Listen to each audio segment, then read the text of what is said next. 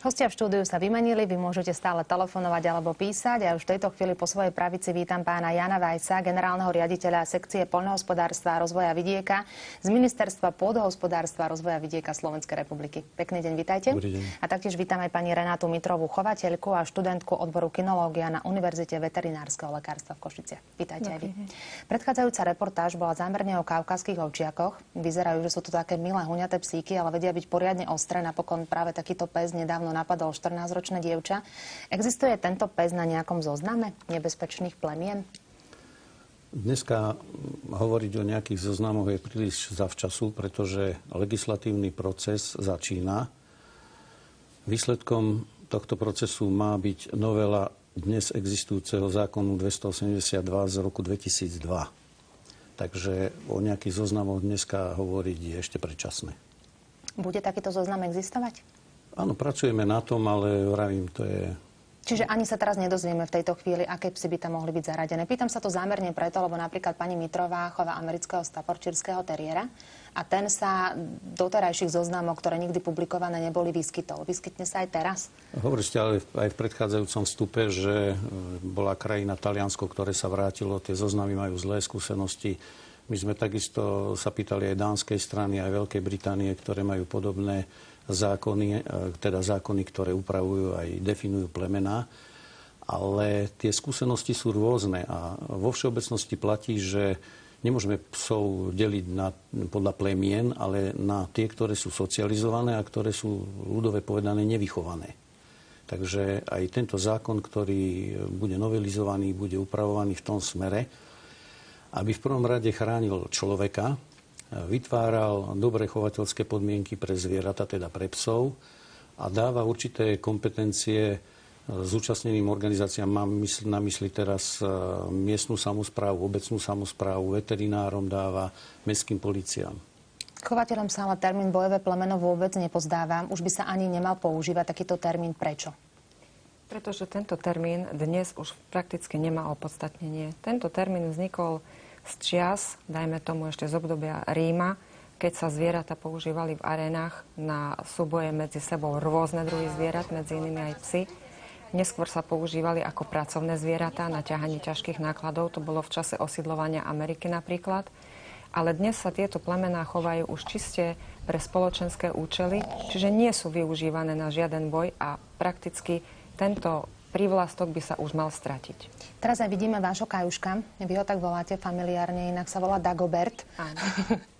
Tento pes patrí práve medzi bojové psy, ak by sme ich takto mohli nazvať, ale on je naozaj veľmi socializovaný a veľmi milý. Vyžadujú tieto plemená nejakú špecifickú starostlivosť. Sama som pocítila, že naozaj má obrovskú silu. Čiže keby chcel, vedel by ublížiť. Každý väčší pes, ktorého človek svojou fyzickou dispozíciou nevie zvládnuť, by vedel ublížiť. Nie je to problém plemena. Je to problém fyzickej spôsobilosti človeka. Čiže pes, ktorý je značnej sily, vie svojím spôsobom ublížiť, keď majiteľ ho nedokáže zvládnuť. Čiže podstatná je tam výchova, ovládateľnosť a nezanedbateľný aj fyzický fond daného človeka.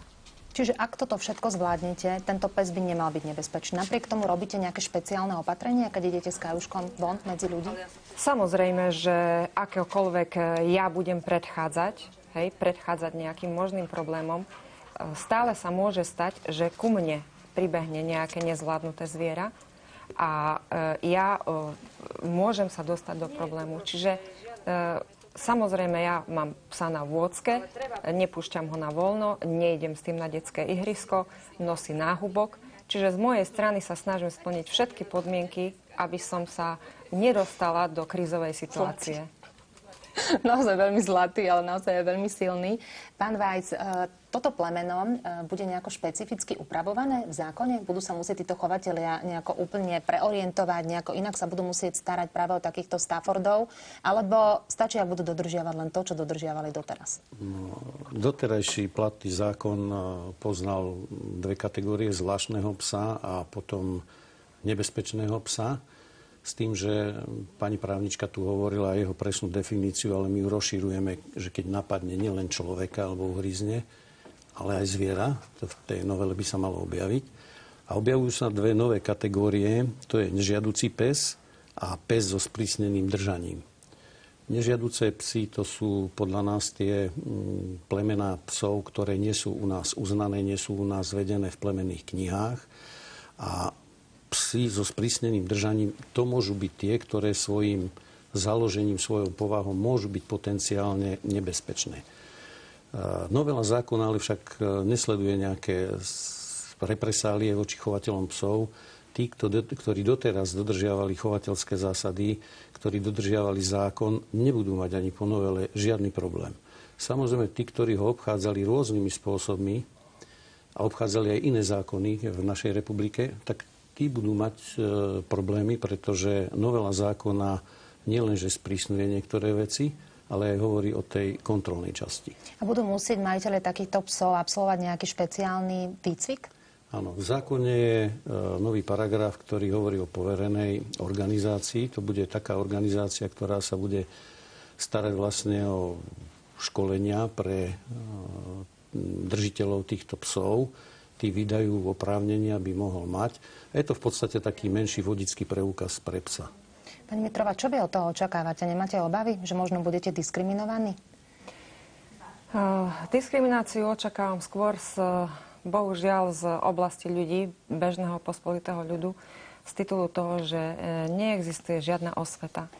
Títo ľudia sú svojím spôsobom nevzdelaní v oblasti kinológie a predsudky robia svoje. Myslím si, že nejaká tá osveta, aspoň minimálna, by mala byť. A v dnešnej dobe, keď je internet prístupný naozaj, už by som povedala takmer každému, by si mali vedieť ľudia aspoň čo to zistiť, keď hľadajú psíka, čo od neho môžu očakávať, čo mu môžu poskytnúť, na aký účel si ho vlastne kupujú, pre radosť, pre športovú aktivitu, pre výstavníctvo, alebo len ako psíka do rodiny, ako sa povie na gauč. Opäť sme pri tom, že majiteľ je dôležitý, a to potvrdzuje aj diváčka. Veľmi zaujímavá aktuálna téma. Naozaj majiteľ psa je dôležitý. Na môjho vnuka dvojročného vyskočil jazvečík a doteraz už 7 rokov sa bojí psov. Darmo mu vysvetľujem, asi bude chodiť na kanisterapiu. Je to veľmi nepríjemné, stresujúce. Bývam na sídlisku, kde deti sú v ohradených priestoroch a psi pobehujú voľne. Výkalov je všade plno, aj keď je to už oveľa lepšie a chorôb ešte viac. Vážim si normálnych chovateľov ľudí, nie tí, ktorí sa o psov nestarajú dostatočne. Mamičky si musia pri prechádzke dávať pozor, aby deti namiesto kamienkov nezbierali exkrementy. Pohodu a pekný deň všetkým praje Soňa z Liptova. Čiže to bol skôr taký názor, kde naozaj je evidentné, že nie všetci majitelia sú rovnakí. Ako ich budeme postihovať, pán Weiss? Lebo tí, ktorí boli dobrí, tak budú dobrí naďalej. Tí, ktorí neboli poriadni, ako sa hovorí, tak... Prečo by sme mali dobrých postihovať? V novele alebo v tomto návrhu novely sú dané aj nové alebo zväčšené, rozšírené kompetencie obecnej samospráve. Je tu na dosť kladený veľký dôraz na evidenciu psov. Musím spomenúť, aby to bolo v rámci tej osvety, čo hovorila kolegyňa, že koncom budúceho roku by mal skončiť prechodné obdobie ohľadom čipovania psov. Takže my očakávame od toho, že s prísnenou evidenciou, väčším prehľadom, spoluprácou medzi napríklad privátnymi veterinárnymi lekármi a obecnou samosprávou nastane podstatné zlepšenie, hlavne v ochrane toho človeka a vo vytvorení životných podmienok pre chov psov. Čiže od toho si dosť veľa sľubujete pravdepodobne. Čo sa týka sankcionovania, budú sa zvyšovať aj pokuty. My sme doteraz hovorili, že ak pes napadol človeka alebo iného psa, šlo o priestupok, samozrejme podľa toho, aká bola doba liečenia. Uvažuje sa o tom, že sa bude meniť aj trestný zákon, dokonca pôjde o sadzby až 2 roky odňatia slobody. Uvažuje sa o tom? Tento zákon nerieši, pretože to nie je jeho teritorium pôsobnosti a meritum veci, ale naozaj v tomto štádiu, keď to pripravujeme, tak tieto hlasy silnejú a vyzerá to tak, že pôjde takýto návrh, aby sa aj určité priestupky, ktoré už majú veľmi závažný charakter, prekvalifikovali ako trestný čin. Samotný zákon, tento 220, tak aj tam sa uvažuje so sprísnením aj s vyššími pokutami za priestupky, aj sú precíznejšie definované a potom je tam aj upravené, kto ich bude ako charakterizovať, kto bude za to zodpovedný, teda vymožiteľnosť tohto práva. To je veľmi dôležité. Koho poveríte tým, aby naozaj tieto veci sledoval?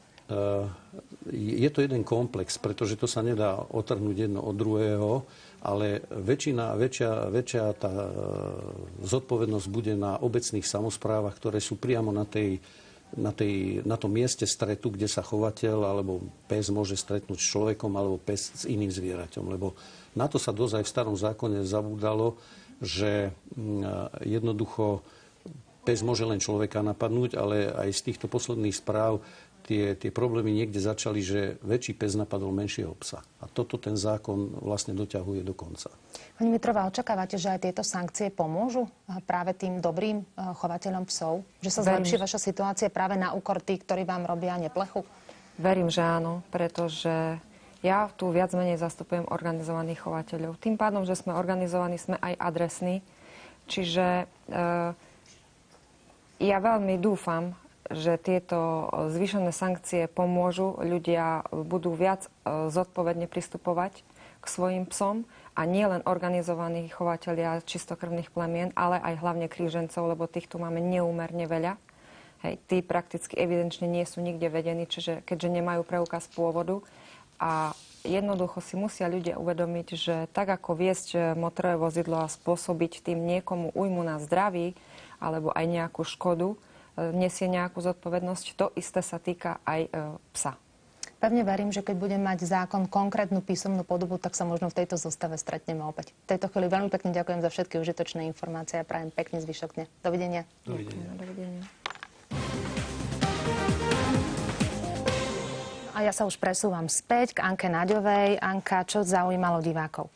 Bolo tých telefonátov viac, tak spomeniem napríklad jeden, keď pán sa síce rozčuloval, že bol napadnutý psom, ale zo situácie vyplynulo, že on išiel do nejakého servisu, kde mali strážne zviera, teda pitbulla, a on kročil na pozemok bez toho, aby zazvonil, bez toho, aby počkal, kým mu niekto otvorí, a to zviera ho napadlo.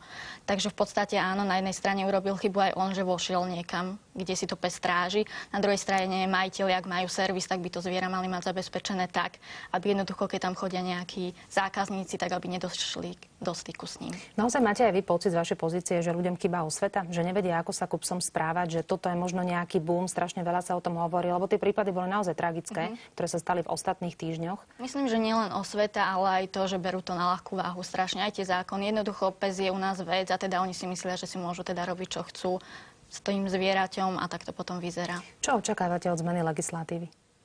Tak ja by som bola najradšej, ak by tá legislatíva išla tým smerom, aby sa brali na zodpovednosť viac tí ľudia, aby sa prijal zákon o ochrane zvierat, ktorý by zakazoval držanie psa napríklad na nejakej krátkej reťazi. Skočím vám do toho, vy si myslíte, že práve toto vyvoláva tú agresivitu psov? Lebo vy ste aj hovorili, že agresívne štenia sa zväčša nenarodí, že za to môže majiteľ.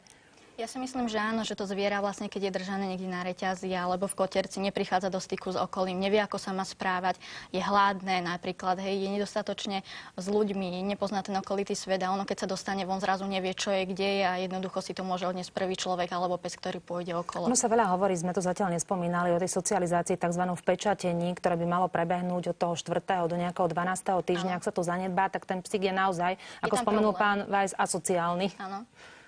Čo s tým? Je tam problém. Tak vlastne tí majiteľia by si vlastne mali niečo naštudovať, keď chcem psa, že pes nie je len nejaký doplnok do záhrady, aby, že potrebujem alarm, tak si kúpim psa, tak to rozhodne nie. Ak potrebujem alarm, tak si kúpim alarm. Ak chcem psa, ak mám k tomu vzťah, vtedy si kúpim psa.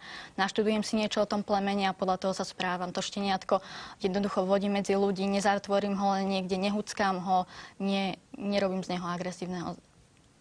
Ďakujem veľmi pekne a prajem, nech sú len sami zodpovední majitelia. Všetko dobré, ďakujem pekne, dovidenia. Z dnešného Fokusu je to všetko, stretneme sa aj o týždeň. Hovoriť budeme o právach spotrebiteľov pri internetovom predaji. Ak teda nakupujete cez internet a máte skúsenosti, či už pozitívne alebo negatívne, pokojne nám ich napíšte na adresu fokus.pravo@stv.sk. Teším sa na vás opäť o týždeň. Dovidenia.